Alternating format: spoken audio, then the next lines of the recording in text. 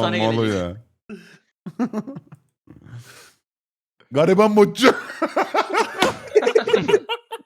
Ulan amcık yaşıtların Amerika'da sistemlerin açığını buldu. Paranın amına koydu. Sen burada bot atamıyorsun 10 tane. Senin rakiplerin yaşıtların ama Apple açıklara buldu. Milyon milyon dolar koydu cebine. Sikiyim. Şimdi kafaya takacak, yarın bir gelecek 500 bin mesaj. O zaman Koparttı amına. gururla bakarsın değil mi abi o zaman? He, gururlanırım biliyor musun? Ben o gariban botçu. Ben bir gün Atladım hatırlıyor beni musun abi? yarrağım. Yıllar sonra gelemiş. Hatırlıyor musun abi? Ben senin kanalına 10 tane chatbot atmıştım. Hatırlıyor musun? Yapamazsınız Apple'ın demiştiniz. sayende Apple'ın açığını buldum, zengin oldum. O gün bana çok dokundu cümlelerin. Ben bu işi öğrendim. Yazılımla öğrendim.